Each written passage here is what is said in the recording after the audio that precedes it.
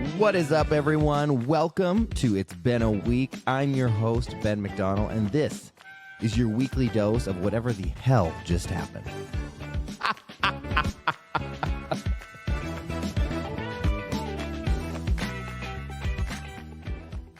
Hello there, and welcome back to It's Been a Week. Hope everyone's having a great week out there. This week, we're going to talk about being an actor and my acting career, because honestly, we haven't talked that much about my acting career or any of it, which is funny because that's my main thing in life. You know, that's my main goal. That's my main dream. That's what I identify as. I identify as an actor. So I have been acting ever since I was a little kid. I always wanted to be an actor. It was just born into me. It was in my blood ever since I was literally in like elementary school. Being an actor is what I always wanted to do. In high school, you know, I did the school plays, which I've never been too much of a theater person, for multiple reasons. Theater people are a little fucking weird sometimes. And if you're out there and you're a theater person, you know it's true. Also, I can't sing. So that really limits my theater abilities because most theater productions are musicals. And when I try to sing, I sound like a dying fucking goat. So that's another reason why I don't do very many plays. Also, I don't know. There's something about, like, you put so much work into a play, like so much rehearsals in time, and then you do the performance, like for a couple weeks, and then it's just done. Like legally, most of the time, you're not allowed to record it. It's just you do it and it's over. And to me, I love film and I love television because it's like it's recorded. It can be watched over and over. It's kind of like a podcast. Like this podcast, people can come listen to it any time. When you have a live radio show, you got to tune in and listen right away. So I love when something can be like, I don't know, there in you know, something you can rewatch. So that's why I did theater in high school. And then I got my first agent, I remember, in Minnesota. But in Minnesota, like there was not a ton going on. Like if you book a Target commercial in Minnesota, you fucking have made it. You have done it. So once I had done that, you know, kind of done the Minnesota scene, then I moved to LA. And I remember the first time I moved to LA, I was 18 years old. I had never left home. I had never lived on my own. And I moved to LA with, I didn't know one single person, nobody. So I moved to this big city. And I was freshly 18. I think I turned 18 in June, and I think I moved to LA in like October. So I was like fresh 18-year-old hitting the big city.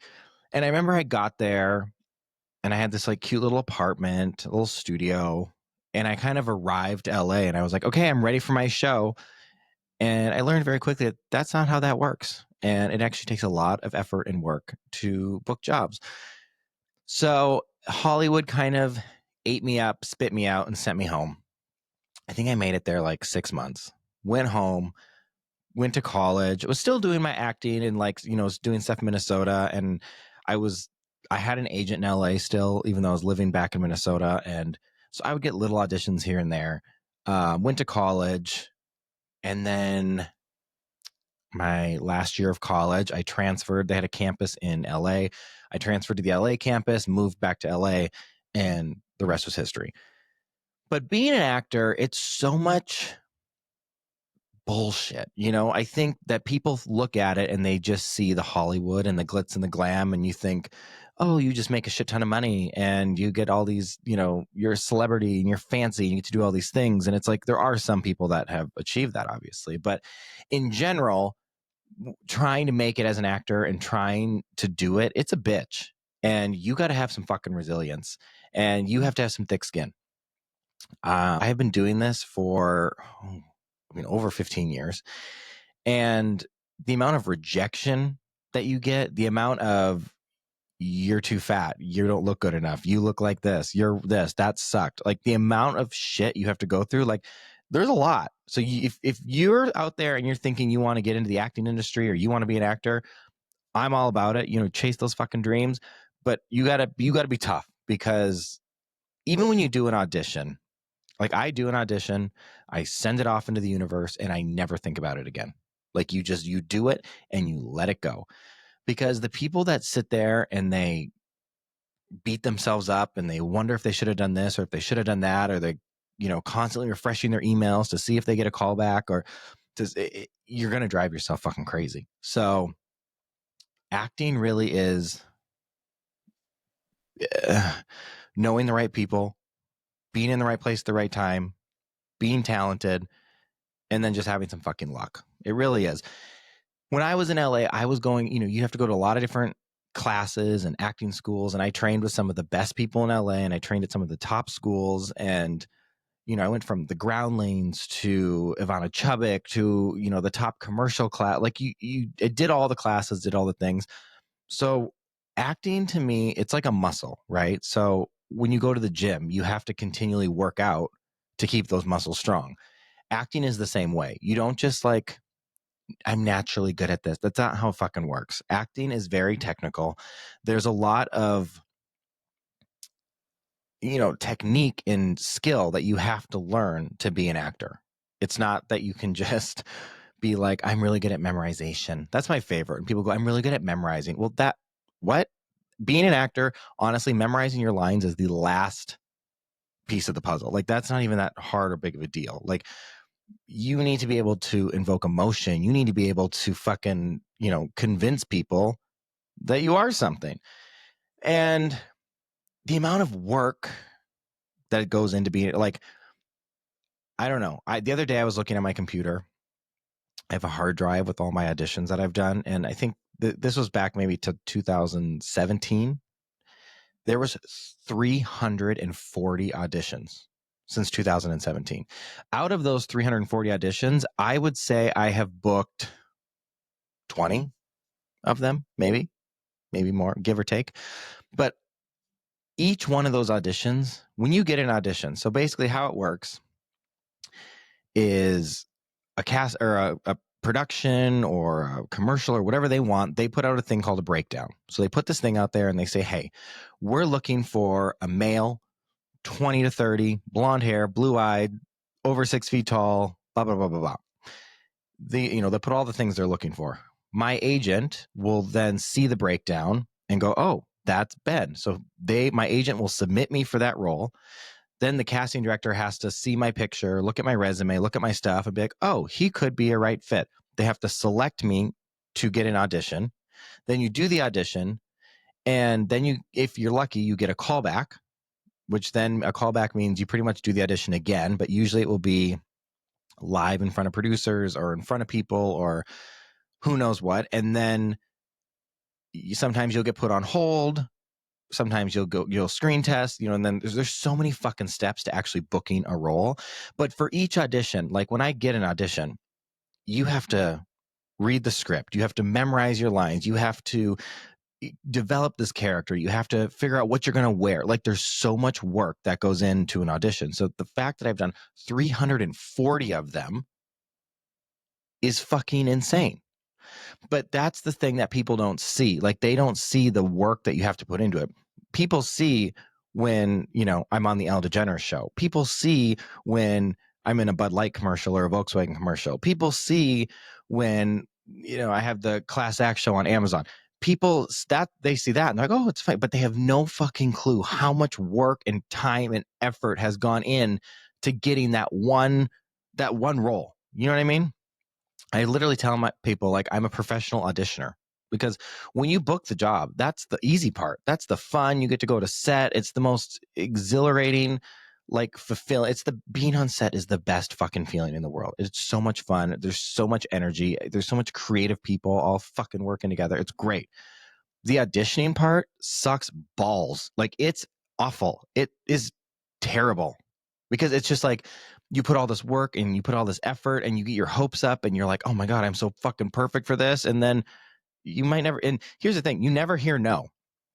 They just don't fucking call you. So it's not like when you put it out there, it's just this waiting game, which you may or may never hear back. And that's just the way it goes.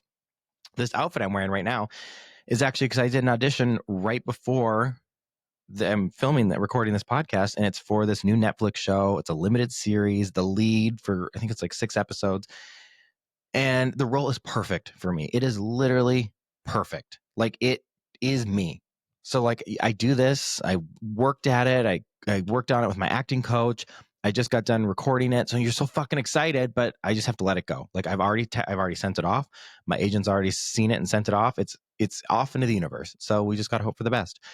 I'm on hold right now for another huge commercial, which on hold means it's not a yes, but they're like, make sure you don't book anything on these dates. Like I'm definitely in the top. I'd say it's probably between like 1 to 3 people. You know what I mean? So they're like, clear your calendar. So it's, again, that's another mind fuck, because that tomorrow they can call them, you've been released. Goodbye. You never know. I also learned the hard way. I just told you guys all what I'm doing, but in general, I never tell people what I'm doing. I never tell people what I'm auditioning for. I never tell people, even when I'm filming things, I don't usually tell people, because let me tell you this great little story.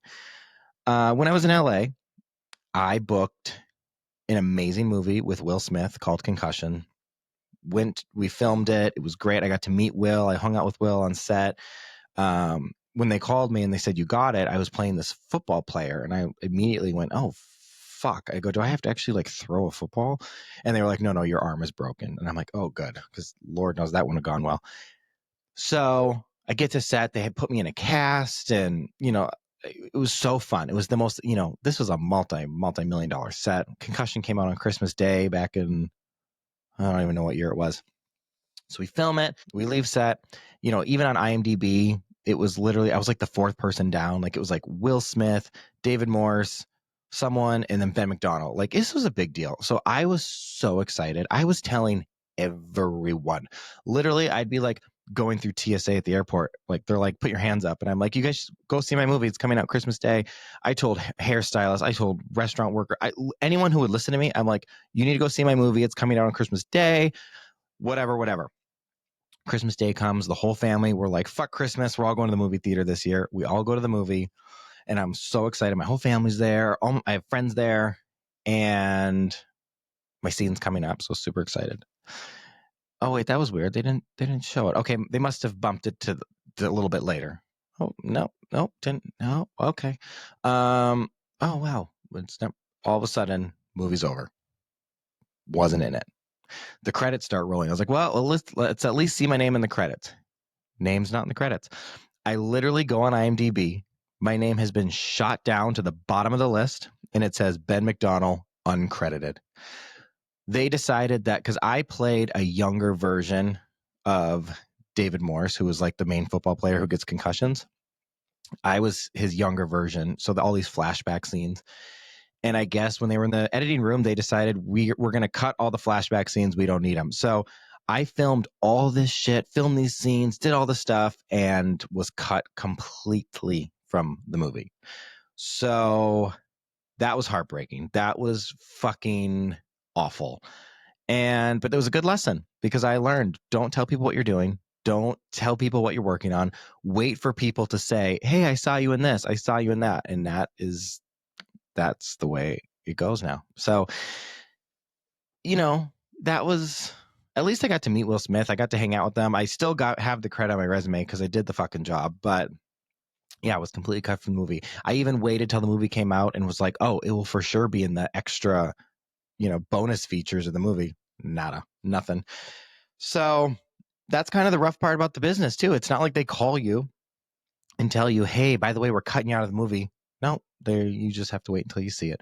So this industry is tough, and it just is, it's not for the faint of heart. And I'm not trying to turn anyone away from it, because if it is your dream, fucking go for it. I wholeheartedly believe in that. When I was in LA, I have this amazing acting coach. Her name is Trisha LaFache. She was a huge mentor to me. She to this day, she continues to coach me. We have a great story. We had so much fun together. She has seen me at my worst to probably some of my best acting. You may recognize her from movies like God's Not Dead, from shows like Westworld, NCIS, or her recent show Jury Duty on Amazon. And she has her own fucking podcast called The Unborn. Don't worry, I'm going to link all that in the show notes. But she is here with us today, so I'm so excited for you guys to hear this. And get ready for Miss Trisha LaFache.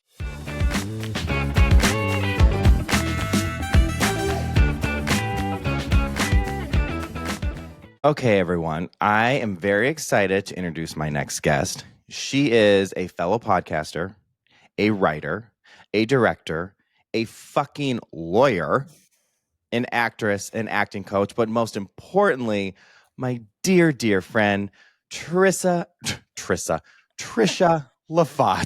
I kind of don't mind Trisha, to be honest with Trisha, you. I've been Trisha for so long. Should I mix it up?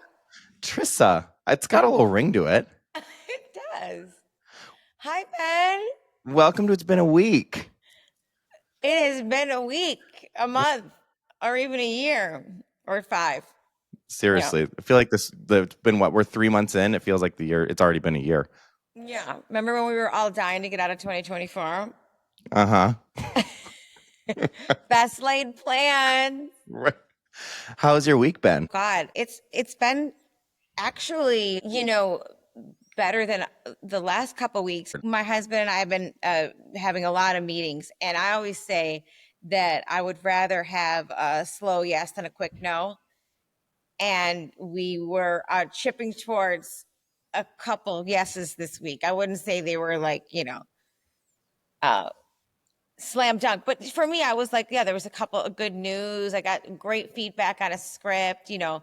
It's I feel like you're always struggling, and I think it's not exclusive to the entertainment industry, but like that feeling of 1 minute being like, am I the smartest person in the room? And then an hour later being like, wow, I have nothing to contribute to the world. So, although I try not to define myself by feedback. I sometimes put the feedback in the cap so that if the next one is, we hated it, then I can be like, oh, but they liked it, instead of being like, oh my God, everyone hates me.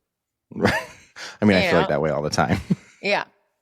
So, yeah, and we just vacillate between whether we think we care or not, but we know that we do deep down inside. Of course, we act like we don't, but we really do. We're like, just love us and all of our ideas and everything we want to do. Love me today.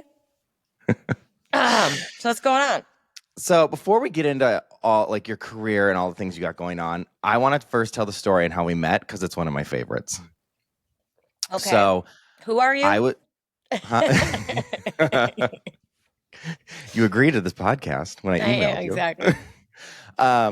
So I was in LA doing all these acting classes, and I signed up for this one acting school, which I'm not even going to mention the name, but went through like a bunch of their different programs. Finally got to like, I don't know, the final step in the program, and I walk into the first day of class, and Trisha is my teacher.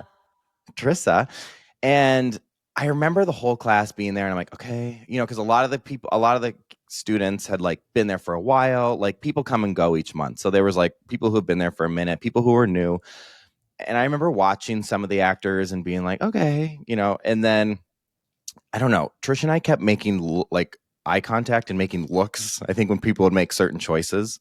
And I'd be like, And by the end of class, I think I just walked up to you and I was like, hey, so we're going to be friends. I know you're my teacher and everything. That's great. But like, we're going to be friends. Yes.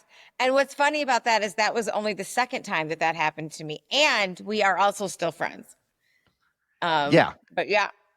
Because let me guess, is the other one Ed? It is. Yeah. See? Well, the gays flock to you too. I love it. Keep them coming. But I just remember we were sitting there and I was like, because look, I'm a judgy person and I fucking hate when people say, I don't judge. I'm like, I don't care what you do. I don't care what you do with your life or how you do it, but I'm going to fucking judge you for it. Okay. You know what I mean? That's like everyone's like, everyone says they don't judge. We judge. Come on. Here's the thing. Here's my pitch to you, and you can buy it or no. I agree with you. I'm not going to go as far as to say is like, I don't judge. However, I feel like my judge meter is a little maybe stretched out from, I'm all of the years of practicing criminal defense, and everybody comes in and thinks they have the worst story. Like they're like sobbing and I'm like, I just need to get it down. Like we just needed to. And then what happened? Okay. Right. And, and they're just like, you're going to judge me. And I'm like, I'm really not. And I swear in those cases, I really wasn't. Obviously it depends on the crime, but, it takes a lot for me to judge. And when I'm being super judgy, I'm always surprised at myself, because I feel like I'm Right. not judgmental. But that's what I think. That's what I mean. Like, I don't care what you do or what you did. Like, I don't like you live your Yeah. life, But but I'm also, gonna wait a have an second. opinion about it. Can we cuss on this podcast? Fucking hey. My Okay. slogan is "See you next Tuesday." That's true. Okay. So that's what I was going to say. Speaking of see you next Tuesday, I am not saying that I cannot be cunty, because I can totally be cunty, but I don't know that cunty and judgy are the same thing. So I think I'm like slicing this super, super, super thin hair that is like saying like, oh, I can have a cunty opinion and be like, oh my God, Ben, did you see so and so? Kiki. That's cunty. I don't know if it's necessarily judgy, because like you said, it's not like I give a damn what you're doing. I'm just making fun of you for it. Okay, I agree. I You know agree. what I mean? So I'm cunty too. Yeah. Cunty But with a dash of judge. You know what I'm saying? It depends on the day, how much breath work we did. You know what I'm saying? Like if we're having a good hair day. maybe a sprinkle of truth. Yeah, exactly. That whole thing. Uh, That whole thing. so that was in our acting class, and I feel like I literally was like, we're gonna be friends, and we pretty much were. No, Like, that's fair. no, I mean, I learned so much from you, and that's what I think. You literally have seen me at my worst, probably to my best. I mean, you've helped me with some of my like biggest auditions. It's so funny. Before this podcast, I was going through my computer, and you helped me with this audition. It was 2017. That's wild. Like that's a long time ago. Yeah. That's like what, 8 years? Yeah. Am I doing my math right? It's Yeah. 25. So yeah, 8 years. Like that's crazy. So you've literally seen me probably at like my worst, and then And now also, some. where'd you those 8 years go? Well, You know COVID what I fucked mean? that Oh, up. that's just gonna ask you that. If it hadn't been for COVID, do we think that this would be as fly by? Do you No, think because if it COVID? wasn't for COVID, I wouldn't even probably fucking live in Texas. Yeah, I still can't believe you live in Texas. No offense to Texans, some No Texans. offense, it's Yeah, crazy. seriously. Um, the only good thing that I can say that came from COVID, at least for actors, is self tapes. And I used to hate self tapes. I used to dread them. I'm like, these are stupid. You Yeah, can't like show your personality. But now, like, I'm auditioning in LA, New York, Atlanta, and Texas. right. So the freedom that the self tape gives you to not be chained to LA and to always, feel like uh you can't go anywhere without booking out. Like and that there's it's crazy because I'm so like weirdly obsessed with this concept that even though we grow up in trauma full environments surrounded by things that are just like not okay, somehow we still emerge thinking that life is going to be okay. You know what I mean? Like it's all going to be okay. And then we slowly realize that two things can always be true. It's never right or wrong, not never, but frequently two things can be true. Mm-hmm. And I think that that is, when you think about acting in those terms, it it helps it to become a lot more three-dimensional. And if you're not thinking like, oh, this person is just mad or whatever, you know what I'm saying? Like you're finding the layers. Right. Yeah, I think that because it is true. Like two things can be true, A and lot it of doesn't times have. they are. Right. But I think so many times we get stuck that it has to be this way or it has to be this way. Yeah, like most people's relationships are relatively complicated, right? Especially with like parents or so and so. Or like a sibling that you're like, I love them, but I also, you know what I mean. And So, they both, you feel both of those things just as strongly, yeah. Do you like the self tapes or do you like prefer going in person? Well, that's what I was saying when I started that. When I was saying two things can't be true, I think I was saying six of one, half dozen the other. So there are things that I love about the self tape. I love a prop. I love a costume change. I love to be able to control my environment. I don't love not getting and being able to have a note, fresh in a session, because I always felt that that was so fun to watch people's face after they see their note executed. Mm-hmm. And I don't like picking the takes with the self tape. The picking of the takes creates a lot of anxiety and because, each take is like a snowflake. You know how it is. Oh, Totally. I like the beginning of this one, but the back half of that one, although I would pitch go at the beginning because the first 10 seconds are the most important. But so it's Right. a mixed bag, like there's things about, I did an audition like 2 months ago where at the end of the scene, the character's in a fish market and she's telling the person who she's speaking to, like, just leave, get out of here, just go. Like, I'm aggravated with you. And then she's like, and you need to duck now. And she's like, what? She says, now. And then a fish gets thrown at her. Right. Mm. So when I got the audition, I went online and I Googled giant fish. And so I got this fish that was about this big, this rubber fish. And I had my husband, so the audition was a live Zoom. So I had my husband throw the fish over the back of the computer into frame.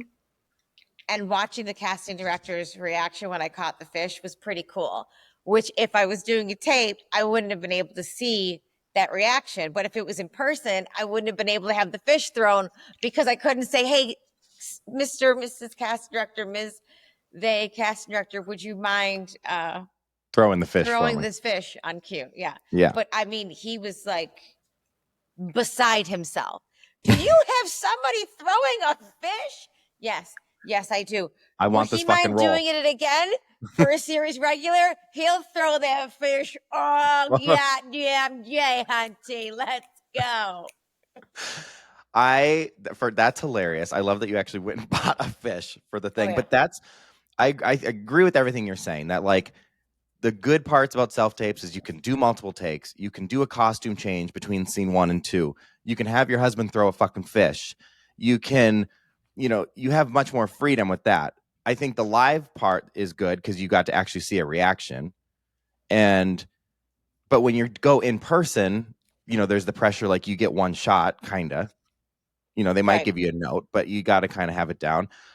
But you get to go in there and show them your personality. They get to feel your energy and they get to see who you are. Whereas when they're watching tapes, like you said, they may watch the first 10 seconds next, and that's it.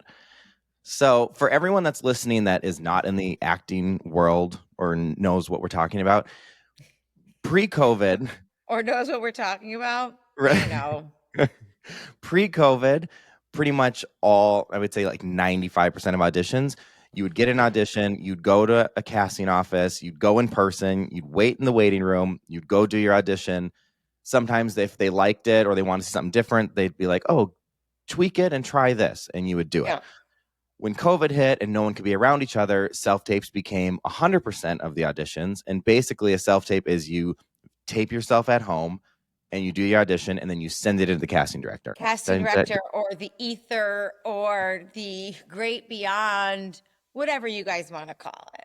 That you hope gets seen and that you hope they actually watch to the finish, which we'd have no idea what they're actually watching. So I used to hate self-tapes, but I also think I hated self-tapes in LA when I was in a 1-bedroom apartment and I had to like move all my furniture, pull out my thing. Big old 1-bedroom though. I mean, come on. It's not like you were. Yeah. Cramped. It was. Yeah. But it still was like I couldn't leave that shit set up all the time. That's true. Because that didn't go with my decor. But now that you have a whole compound, you just have your stuff. It's up and it stays there. Yeah. I just pull my little blue screen down and away we go.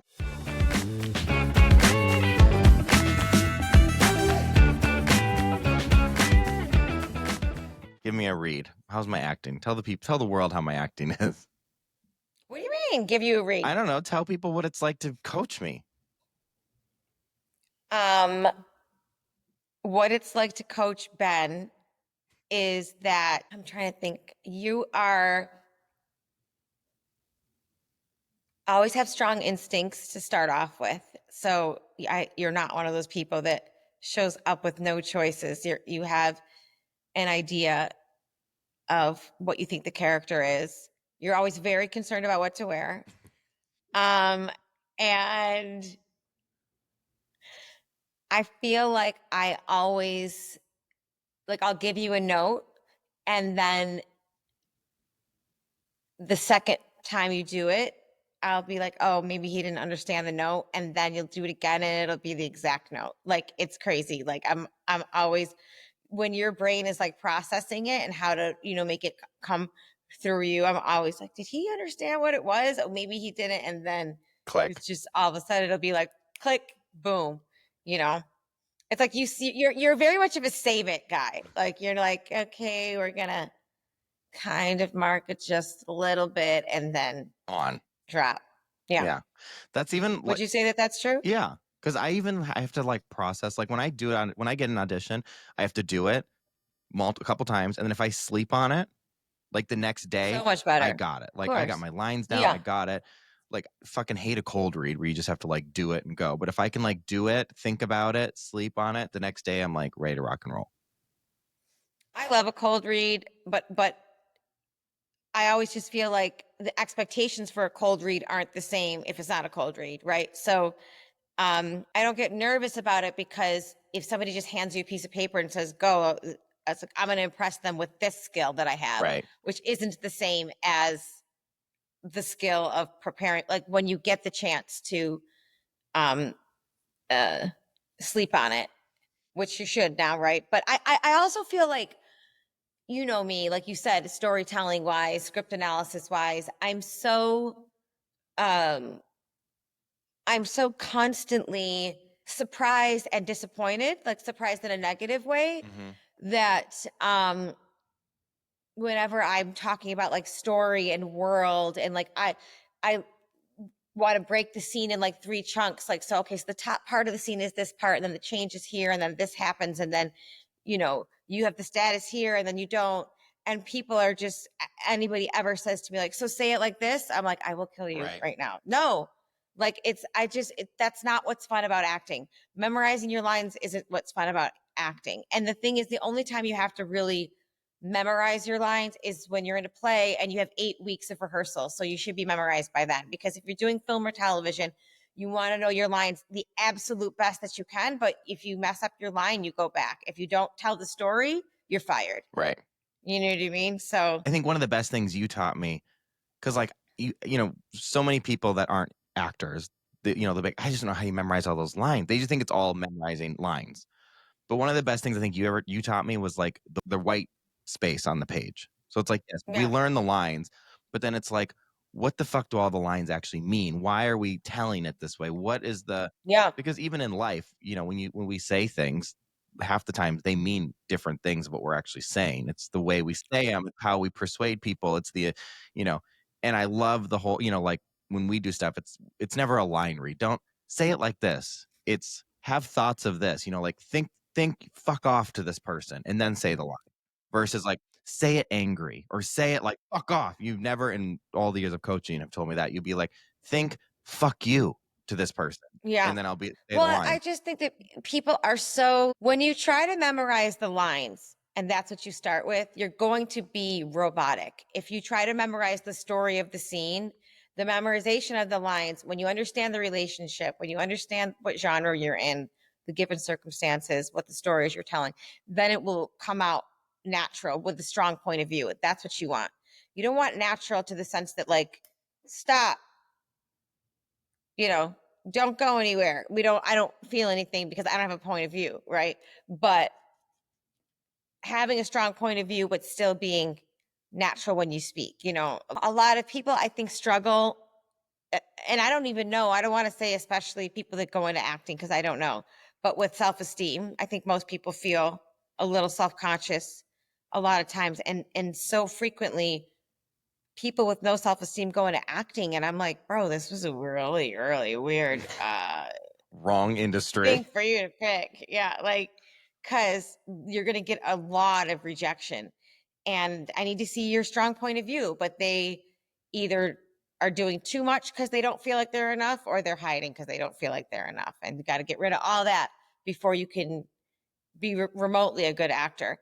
I mean, you can have baggage, obviously, but as far as how you prepare yourself for being seen, um, And make a choice. yeah, Even if it's the wrong choice, like go in there with like you said, a point of view, make this character be something, be like, this is who the character is. This is how I'm going to do it. Have a point of view, even if they're like, that's not what it is. At least you made a fucking yeah. choice. Yeah. And the thing I love about, and this is, for your people, the people that listen to your show that aren't actors, I think what, you know, you can relate to, or in our kind of generation, in our parents' generation, my dad's an attorney, my mother was a school teacher, and when she retired, she taught yoga to kids. She developed this like storytime yoga program, but that's what she did as a elementary school teacher. Like, she was all about the reading and the books, so they picked their careers, and then they um never changed them. And pretty much our grandparents were a lot like that too. People that kind of were Renaissance people were either lauded as like crazy artists or kind of looked down upon, right? And I think that one thing that I love about actors is our flexibility to diversify. I've always hated that phrase, like my day job, or like when people say, like, are you still acting or whatever to others.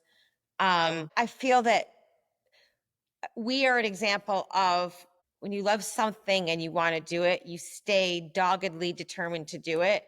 But you can find other ways, like I went to law school and I was actually a lawyer, functioning, going to court, representing people, and then jumping on the train to go to my commercial audition, and then going back to court, and then taking the bus across town to Chelsea Piers to audition for Law and Order, and just trying to do both. And then once I moved to LA and I was approached by the woman who owned the studio that we met at to start teaching acting, I started doing that.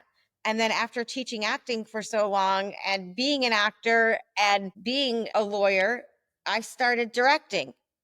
And then after directing, I started taking writing really seriously. Like, I had written a play, I'd written a short film, but not, the way that I do now. And then I did a podcast with my friend, Kevin, who I met on this Greg Kinnear show, and ended up working with on Perry Mason. And I did another podcast. Like, we're just always, I feel like we're kind of here to like show people that it's okay to keep trying and to keep reinventing yourself. And, you should, if you don't love what you do, you should love what you do and you're not doing that. Right. Right. Or you should love what you do, I love that you say that, because my whole life, like, people have always, I've always been, I do multiple things. Like, acting is my number one in life. It always has been, always will.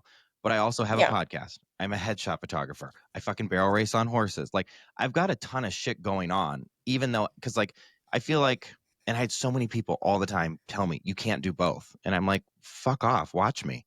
So 100%. now look at me. It's like, literally, I'm auditioning every single week. I'm booking jobs. I'm barrel racing on my horses. I'm become the number one headshot photographer in Dallas, and I got a fucking podcast. So is it a lot of work? Am I balancing a bunch of shit? I mean, absolutely. But like, the second I book a role that's like, you need to go to Thailand for 6 months, like, drop everything, and that's what I'm going to do. Yeah, but you're setting yourself up for a lifestyle that, you're able to do that. And the other thing is, the way that I was raised was that you're not better than anybody else, but nobody's better than you either. Right? So treat everybody the same, like keep on the same playing field. And I do feel like, I wonder if I didn't have my law degree, if I would fall into the trap that many of my actor friends fall into, of um, feeling like a loser because people don't understand our career. And I think that there is some sort of like baked in societal feeling that a person that would gamble on themselves is self-absorbed or a narcissist, or that kind of thing, when I actually feel like actors, so many of them, not all, 'cause some of them are crazy, but are so empathetic and interested in how other people feel. And that's the opposite of narcissism. Right. Now, vanity is one thing. Well, Right? A lot of people think narcissism is vanity, Right. but that's not true. I mean, Right? we love photos of ourselves, which is fine. But I'll also say, like, look, now you've had these successful podcasts, Jury Duty, movies, TV shows. I've done the Face of Fort Worth, the Face of Dallas. Like, Volkswagen commercials, Bud Light commercials. I just did this other film where I was this country that, like, people see that stuff. But that's the thing is like nobody knows, I think, really what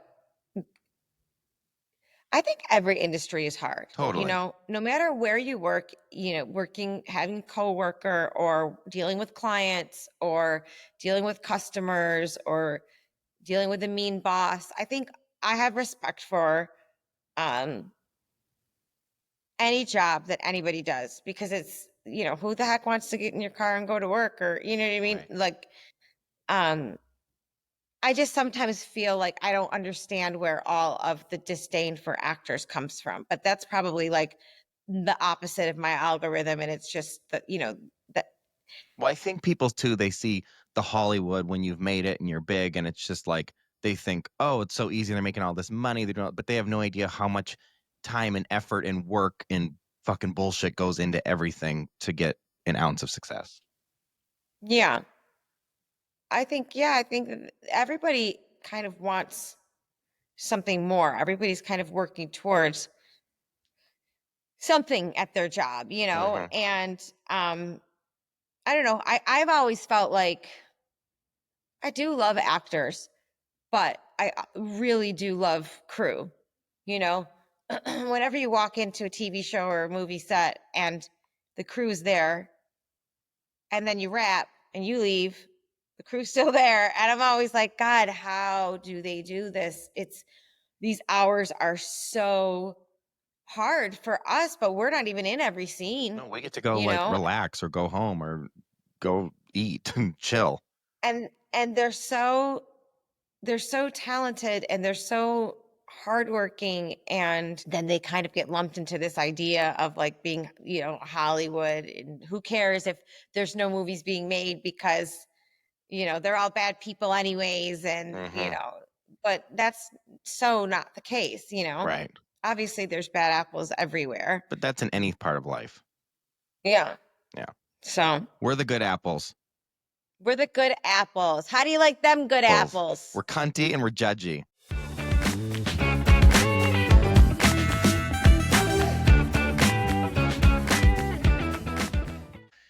Okay, so I want to talk a little bit about your career because when we were in acting class, I think you had just finished God's Not Dead or God's Not Dead 2. I think it probably was two, because if it was 2016 or 2017, I believe we did the first one in 2014. So it was I right think around. So it so. was right around that time, and then you started book. I think you did Westworld, and your most recent thing was Jury Duty. It was amazing. I mean, Emmy nominated. It was like such a perfect. I remember watching you in that, and I was like, this is the perfect role. Like, you actually are a fucking lawyer, but the fact that you were playing the lawyer in this series, it was like perfect. So how did you go? How did Jury Duty even come to be? How did you get this? Walk me through this. Well, I think that it was written in the stars from birth. No, in a way. So basically, there was a breakdown that came out that said, that they were looking for a man or a woman, 30s to 60s, to play a tough plaintiff's attorney with a chip on their shoulder. And I have been in the business for over 15 years, and I went to law school while I started my career as an actor. And my very first thought was, if I don't book this, I should have quit 10 years ago. And the audition was I had to write and perform a monologue arguing why John Wilkes Booth was not guilty of assassinating Abraham Lincoln. So I came up with this whole argument. It was like a whole thing. So then I didn't hear anything for like a really long time. And I really was saying to myself, oh my God, like I didn't even get a call back. Like not even a like, nice job, weirdo, but at the time I was submitting my tapes through Vimeo, which is a service where, which obviously but in case Yeah. other people don't know, you can actually check and see how many times your tape was viewed. I don't use Vimeo anymore. Do you? Not really. I feel like it kind of came No. and left. Yeah.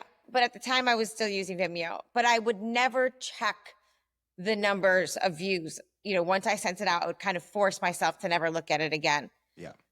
But it was driving me crazy. So I looked and it was said like 12 views or 15 views or something. I was like, what are they doing? Watching it, making fun of it? Like, how is 12 views not a callback? Right. That's nuts.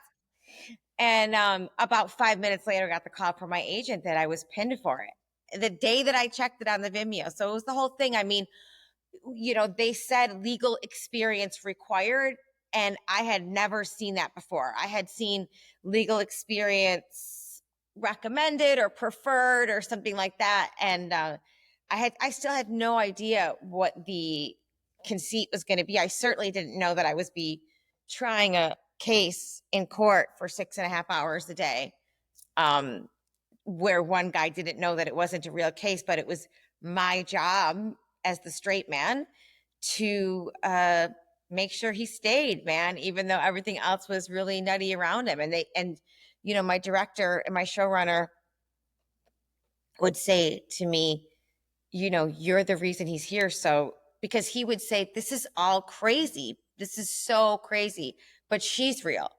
So it was kind of terrifying. I mean, it was exhilarating, but it was absolutely terrifying because I felt like if one of my witnesses blew it, because the defense only had maybe 3 witnesses, I had like 15. And I was like, if one of them just is like, I forgot what I was supposed to say, or, anything, I would have, even I knew I wasn't going to break, but I just felt like if one of my witnesses broke, it was going to be all my fault. So it was a I mean, lot of pressure. the pressure was really on because this was like, no one can, Yeah. you can't slip up. There is no fuck ups. There is no like, can we run that again? Or No. a line. I mean, there's none Yeah. of like the normal things on a set when because I feel like once you book the role, then you get the comfort of like, oh, if I forget a line, it's fine, or we can do another take. And it's like, you had to fucking show up and be on. Yeah. Yeah. And we rehearsed for a couple of weeks before we did it, but still, the witnesses weren't there. So everybody else, their challenge, like the jurors, since I played the lawyer and the jurors' challenge was obviously to stay, in character all day because they were actually with Ronald.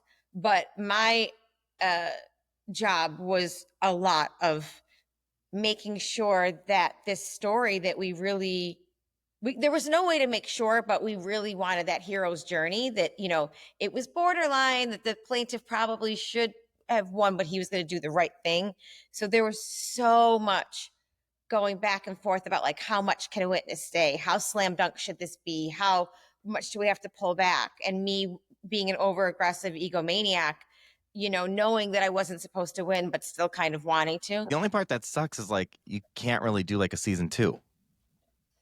Well, they're doing a season 2. We're just not going to be a part of it. So it's think of it like an anthology, like Monster or, Right.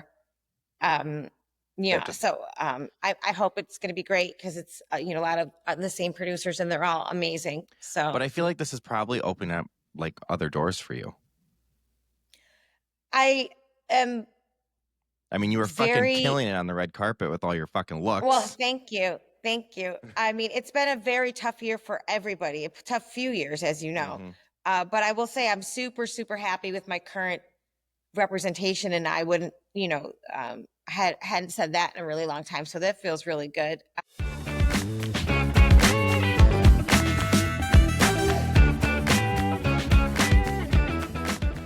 So the podcast is called The Unborn. It's on iHeartRadio, but it's also wherever you get your pods. And it is a true crime story about something that happened to this young man in Avila, Pennsylvania in 2020. And his boss happened to be with my husband's buddy as it was happening. His boss told my husband's buddy, "Oh, you're never going to believe what's going on," to my employee. And they called us immediately because my husband is a writer. And we decided to do it as a podcast, just really to have something to do and not go crazy, because we flew out the main subject matter and we met with him in person. But everybody else, we did the interviews like this, Yeah. Zoom. And then we put the whole thing together, and we had broken the story we knew it was going to be 6 episodes, ended up adding a 7th episode when we got the subject matter's ex-wife's best friend to come on and tell her side of the story. But yeah, so after that is when we partnered up with another company and went to iHeart, and then we had notes from them. We ended up going actually to Pennsylvania to do another round of interviews, like boots on the floor. And so it was like notes and editing and stuff like that. But originally the idea was like, let's just self-produce something that we can be in control of, that no one's going to give us a note on, that we're not going to be jumping through hoops for 3 years, because development takes a lot of work. Yep. Sometimes it doesn't, but for the most part, I would say it does. I mean, even this podcast, it's so much fucking work, and it's nothing. Like when I listened to yours, like I turned it on and I immediately was like, first of all, I was like, holy shit, you were perfect for this, because Trisha's the queen of storytelling. And I'm gonna say that, because even when we go, and she's also the queen of script analysis, which, if you don't know what that is, it's when you read a script and you can actually figure out what the fuck is going on. Because I mean, I don't know how many times I've gotten an audition, I read the script and I'm like, what?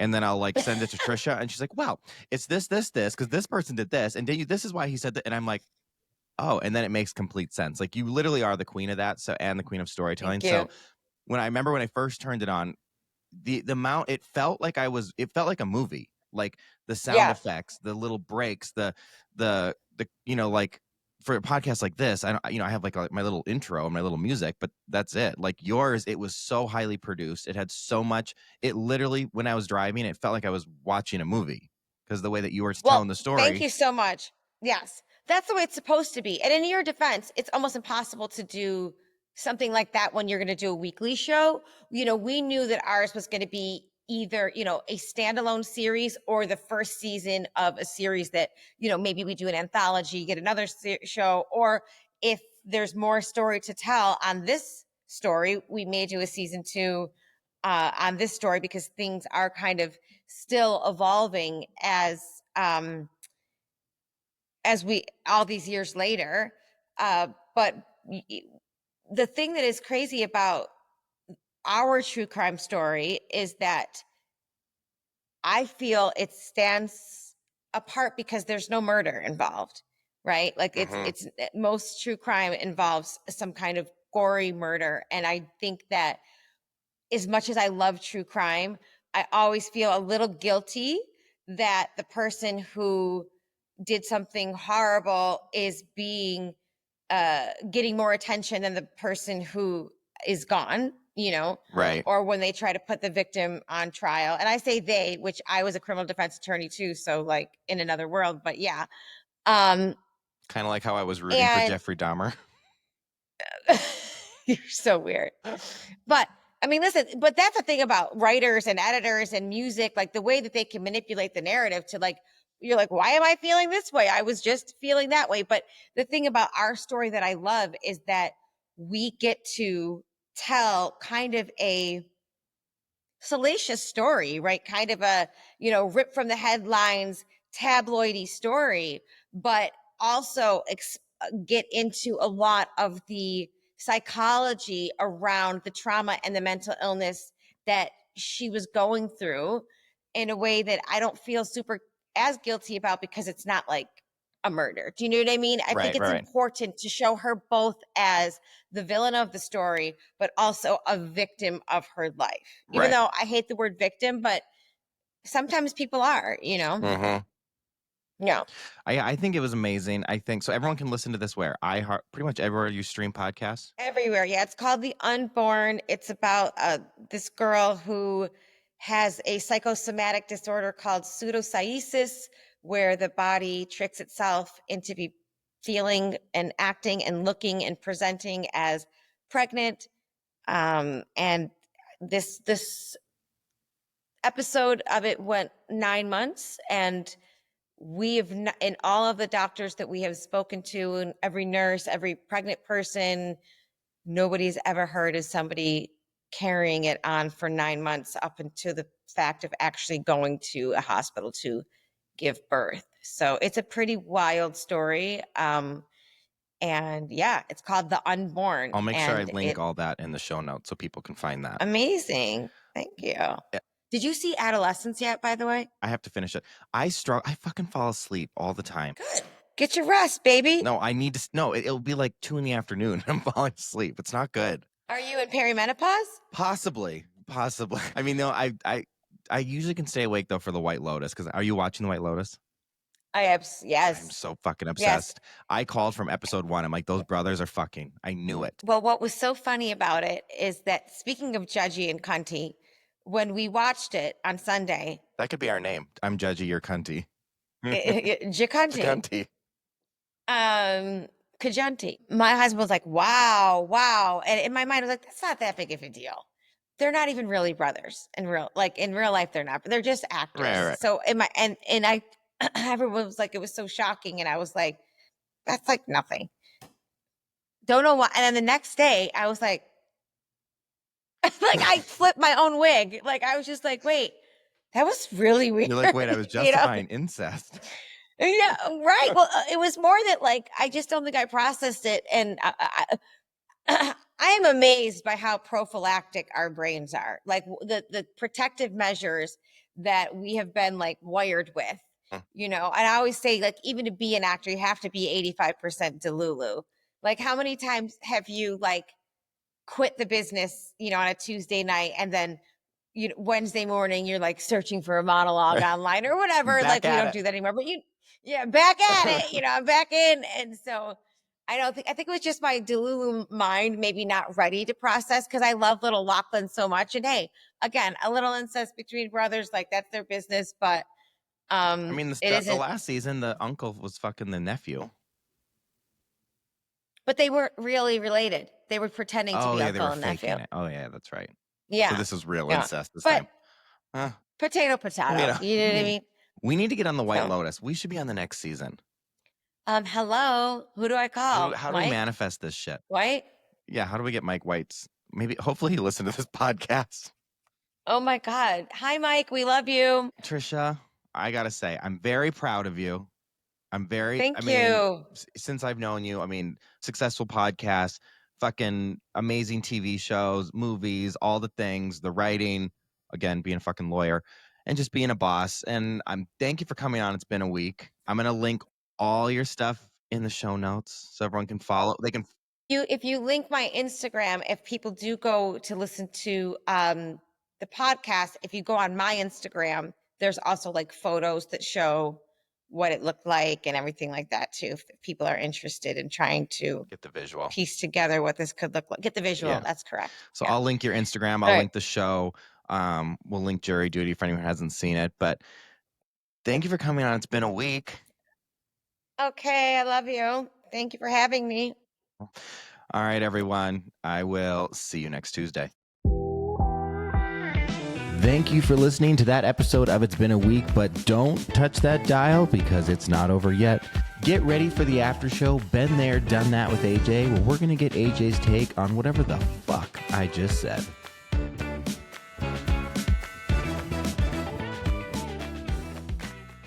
Are you ready?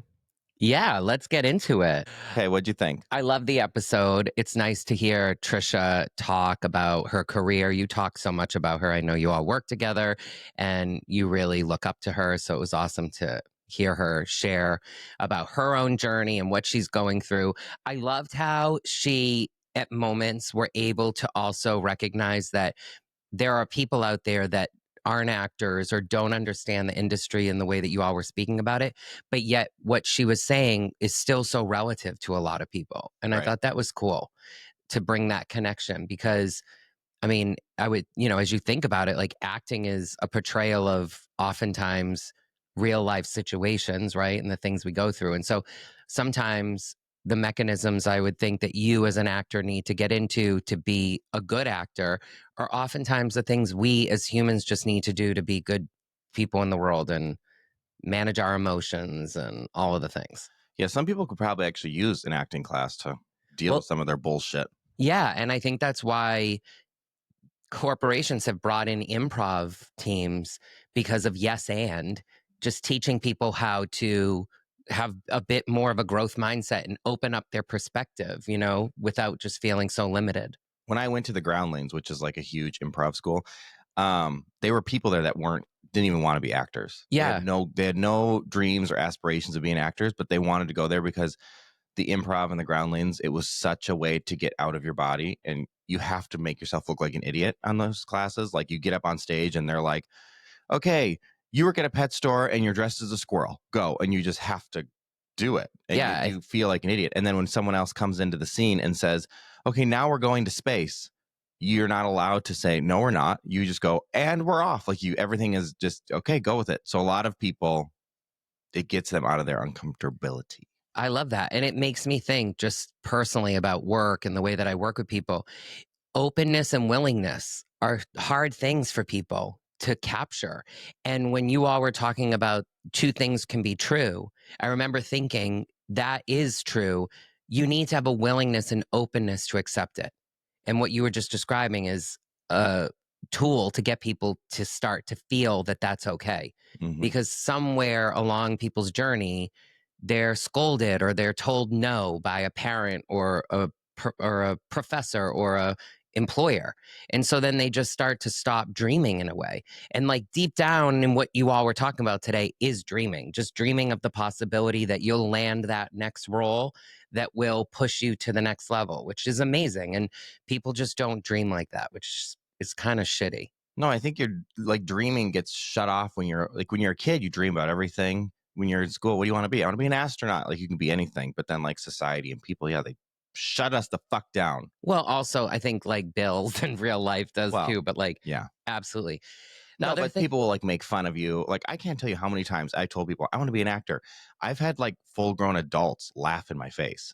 It's just like everything else, Ben, because for 1 second, she talked about this, not confidence. What did she call it? Like self-esteem or something that you have to have in order to be an actor. Yeah. What you just described, yes, we can personally take that in and internalize it. But the reality is it's just a reflection of the person saying it. Well, I was going to say, so it was my sister's friend's mom. And I remember I told her, I was like, oh, I'm going to move to LA. I want to be an actor. And she laughed at me and goes, oh, good luck. And then then she later in the conversation was like, her husband had tried it and it didn't go anywhere. Right. I was like, it's your own insecurity and your own, like, don't, what's that quote that I used to love? Don't let someone who gave up on their dreams talk you out of yours. Yeah. Boom, bitch. I hope you're listening. And the other part to that, also connecting back to your conversation with Trisha, is judgment. And when you were all talking about it, because I talk a lot about judgment. Judgment's the number one driver to a negative, depleting emotion. And then the opposite side of that is gratitude. Gratitude's the number one driver of a positive, renewing emotion. So being in gratitude helps us move forward all the time because it allows us to say, like, I got a call back. Yeah, you didn't get the role, but I'm so thankful that I got a call back, which is so important, as you were talking about. 340 auditions, 20 of them result in something. How many callbacks? Like, what do you actually get? Being in gratitude, that stuff's important.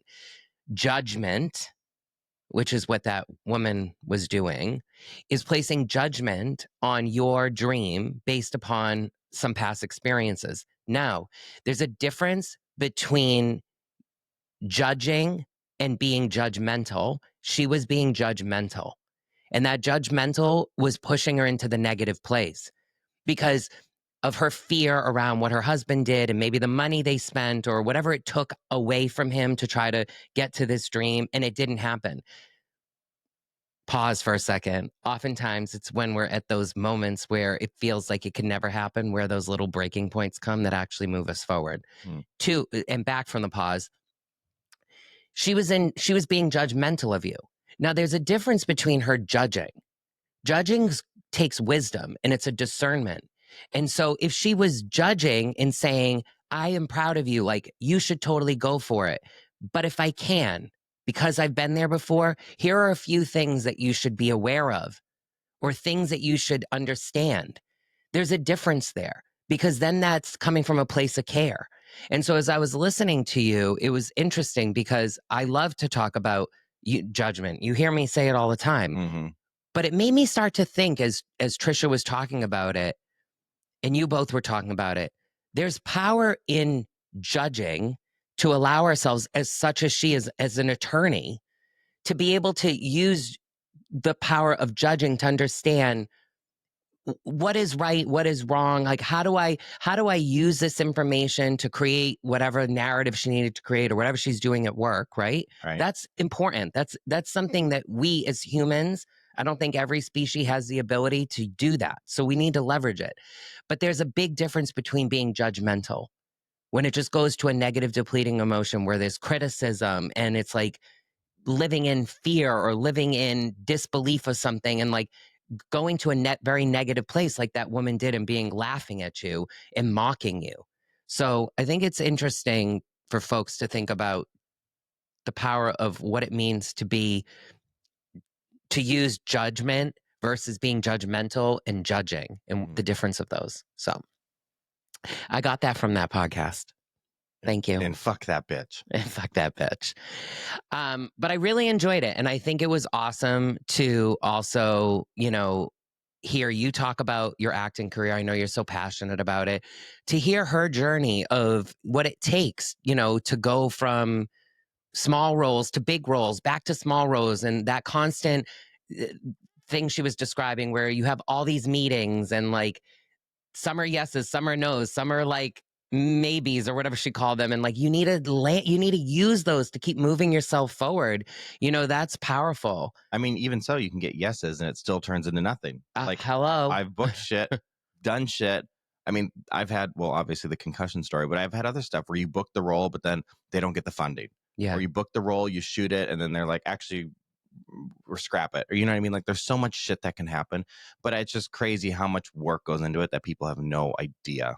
They just see, oh, you're on a commercial. Oh, you're doing this. That must be fun. And it's like they have no idea how much fucking work it took to get there. Yeah. And I think two things. One, that's two things can be true. That's for everyone. Well, yeah. Right? Because like we look at, people that are built big careers in a corporate environment. And we're like, oh, that's amazing. You get to fly on jets and do all these things. But it takes a lot. Right. And sometimes it even takes doing things that probably they didn't even want to have to do in order to get there, which is shitty, especially in that environment.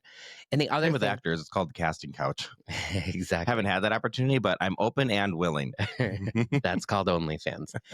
And the second thing was, I think we should do another episode at some point, maybe one that you can bring me on as a co-host, because now that's a thing, just around rejection, because I have had so much rejection, but I still can laugh. And like, there's a tear behind my eye, not for it being shitty, but like laughing literally like, what the fuck? I shouldn't be getting rejected, but I do, but I keep moving forward. And I'm so thankful for that. And I think it could be a really good episode. Now, back to this though. You asked her to give you a read on your acting. So I was wondering, can I do that? No. All right, let's hear it. No, I don't have one. I just wanted to see what you would say. Mm-hmm. But I love you. You're doing a great job. Trisha, you're amazing. I can't wait till you come to the ranch to visit us. Okay. On that note, everyone, we will see you next Tuesday.